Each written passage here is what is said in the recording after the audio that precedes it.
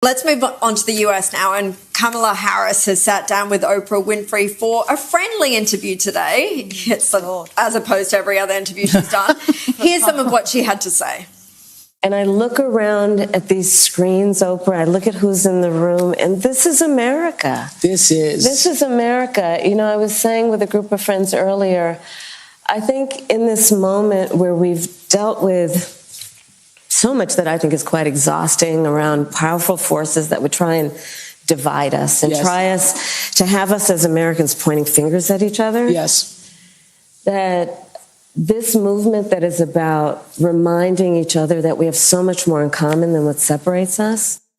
Tina, do you have any idea what she's on about? I mean, at least she wasn't talking about the middle class and being on the middle class she looks like she's on some drug, but Oprah had no idea either. But the good news is, ignore all that polling. I've got some pretty good contacts in Washington, and I'll tell you now, Trump will win. Where he needs to be in front, he's in front, and he'll keep his nose in front. Okay, well, Tanya, you feeling as confident because a new national poll today has them pretty much tied on 47%. Do you share Tina's confidence? I share Tina's confidence, and I think, look, you know, there's nothing worse than having a Californian interviewing another Californian, okay? I mean, that's not where the election's going to be decided. True. It's going to be decided in Wisconsin and Michigan and Pennsylvania, you know, those states where people are doing it tough, okay? And they don't care what celebrities think. They don't care what celebrities think. No, they don't at all. But I want to talk to you about Kamala Harris's really bad day. And I mean a really bad day. So what you just heard there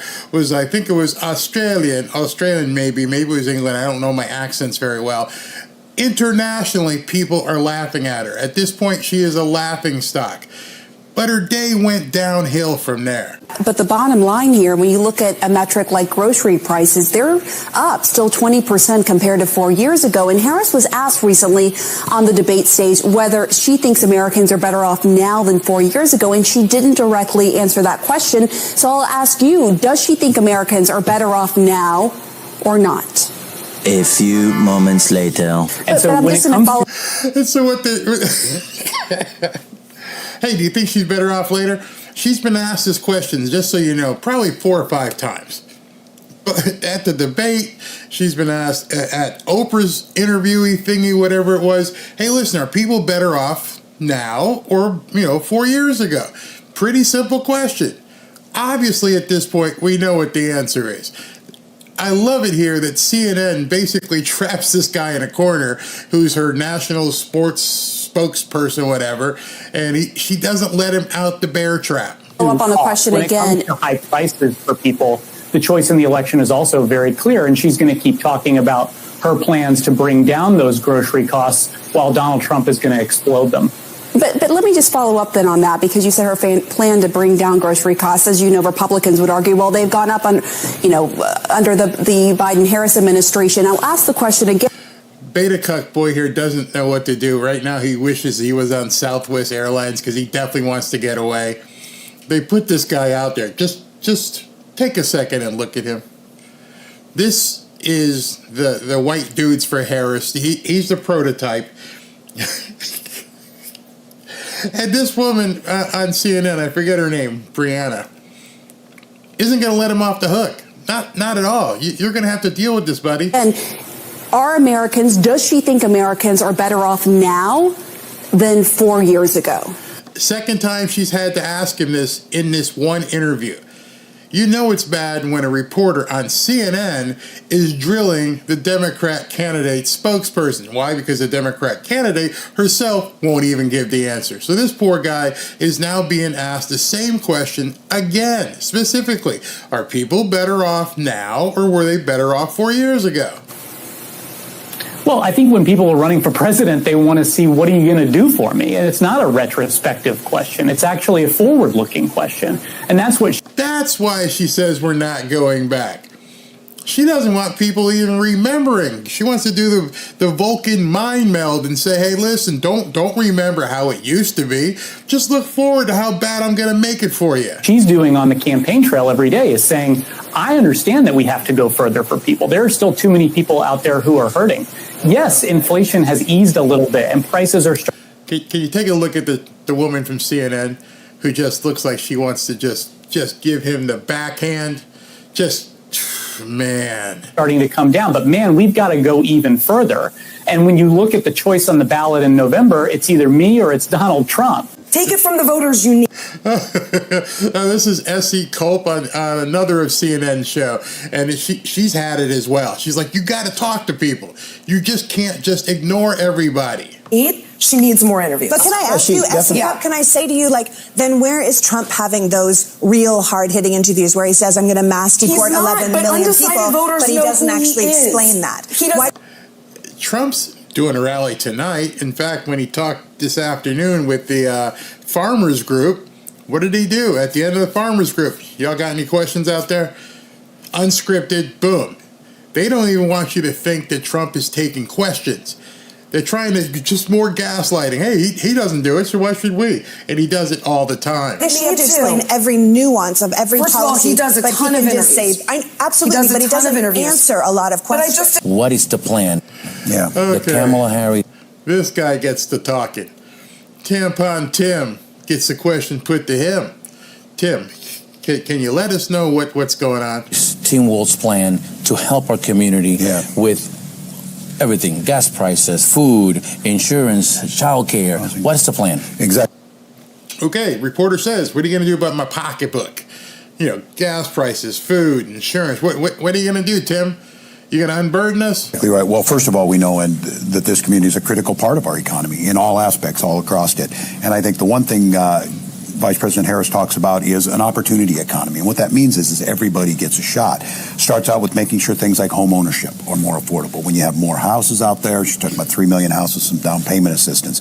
And then talking about those things that we really matter. You're talking about grocery price and things. What we know is things when you target tax cuts like the child tax credit to the middle class, that cut poverty in half for the community.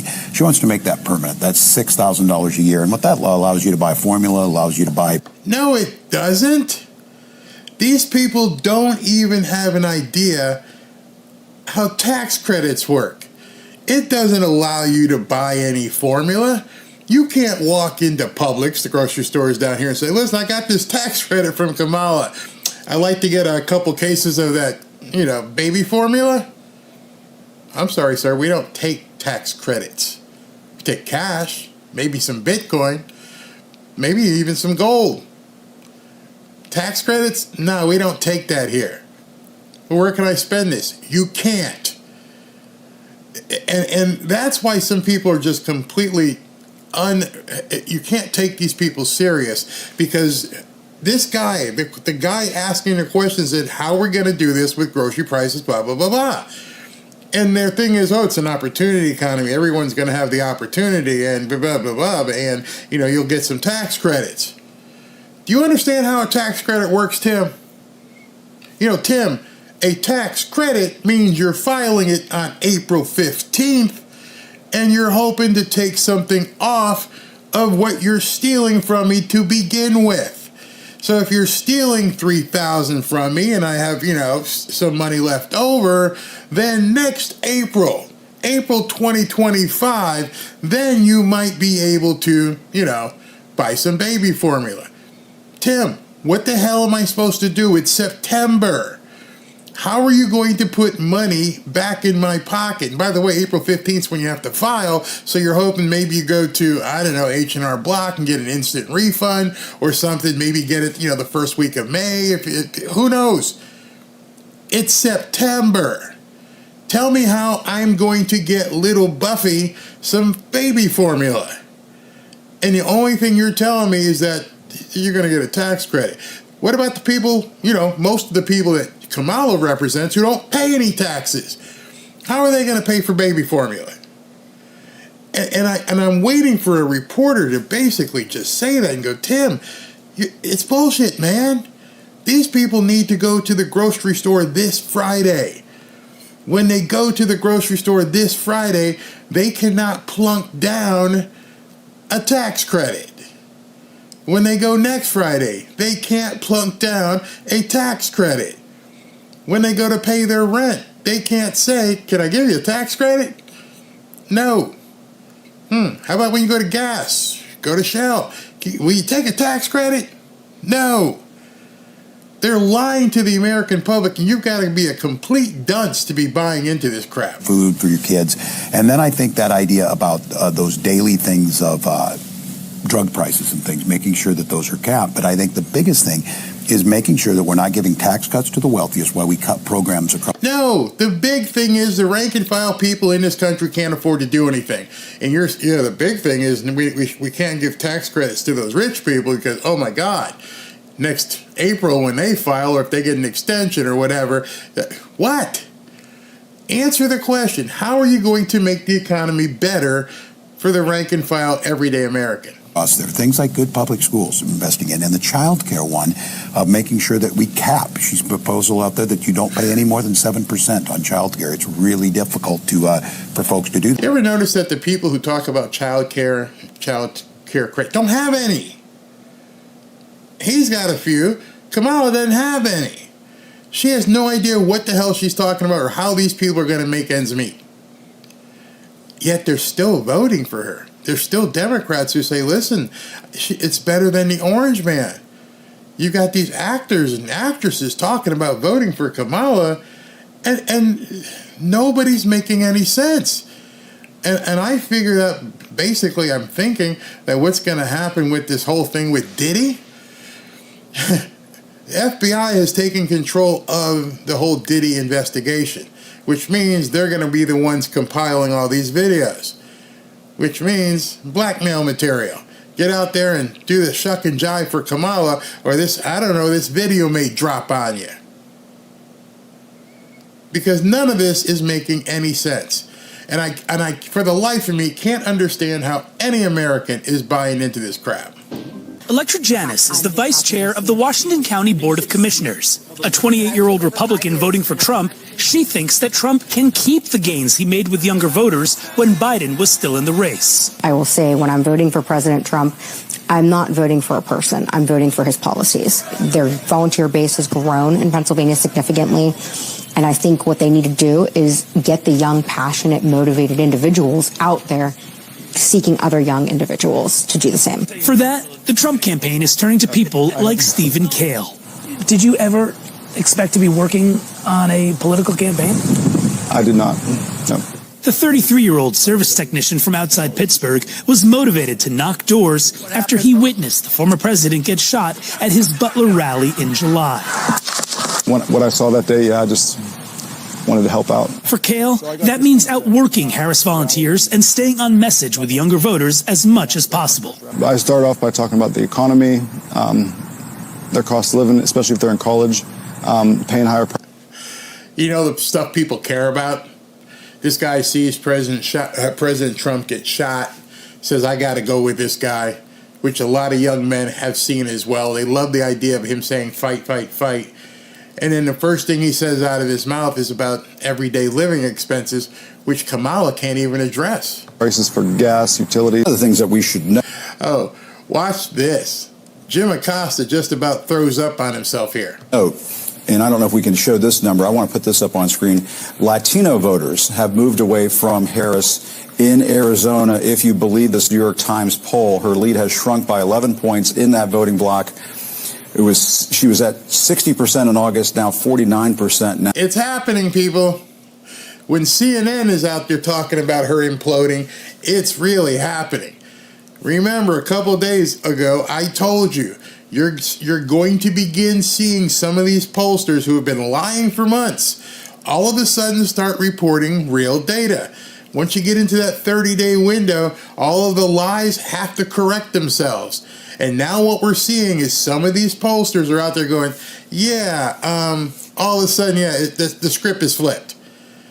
What do you mean she dropped by 11 points? Well, because the other shit we were telling you was a lie to begin with, and you guys fell for it. So now that you're seeing the real data, she's in really big trouble.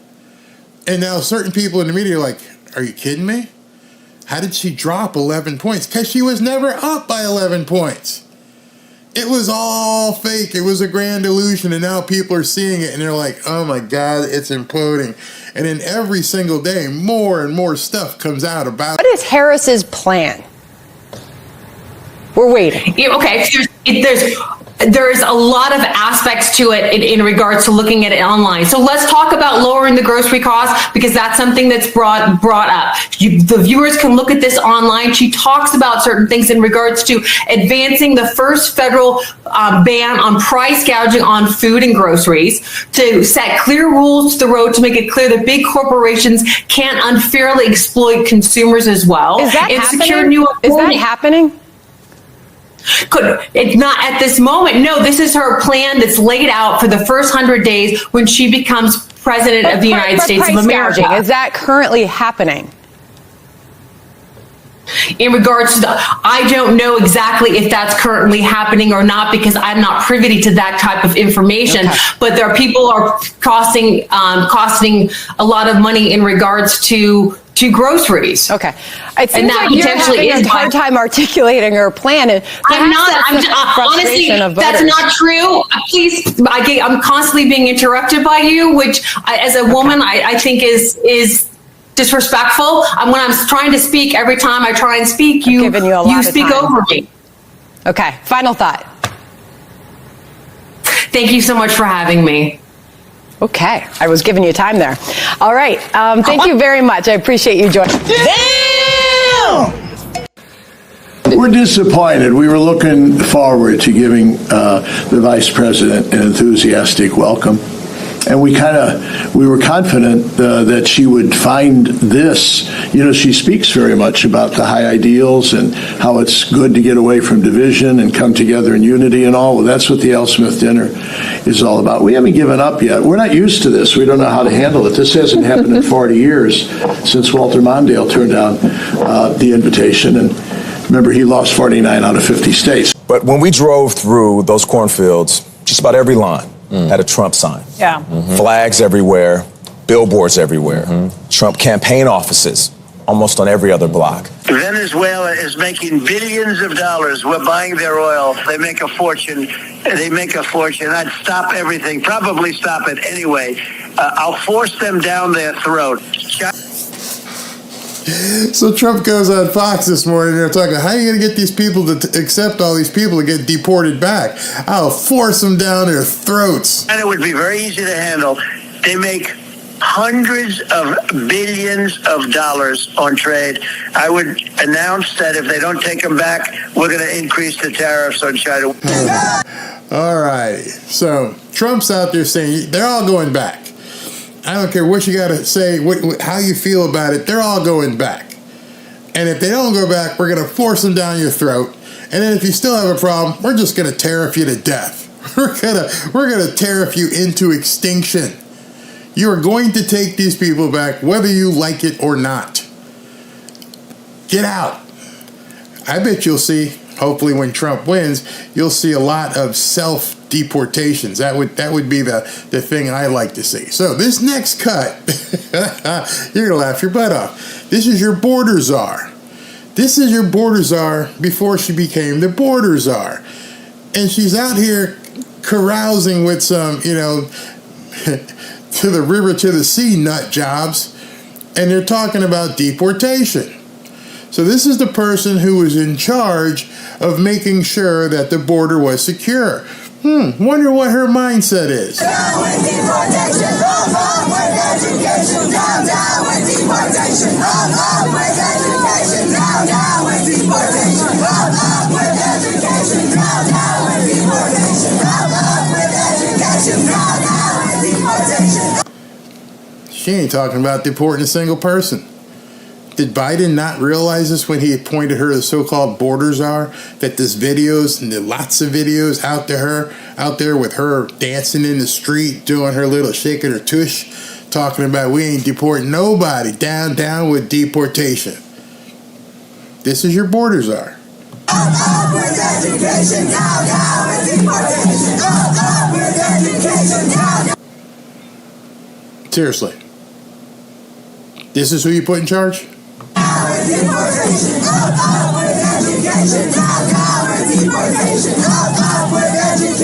Now stay tuned. It's going to go by fast. I'm going to get off screen because you're about to see the most truthful statement ever about the Kamala Harris campaign, and it's going to be made by none other than Tim Walz. So let's watch this.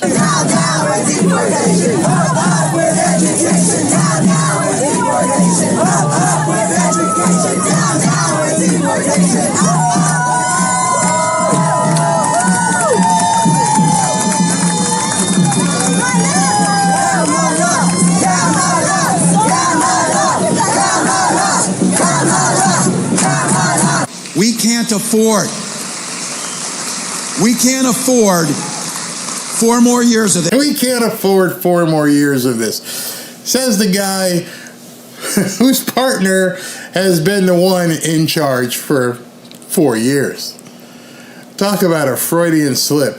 Trump has got to use that in an ad. We can't afford 4 more years of this. You're absolutely right, dude. You nailed it on that one.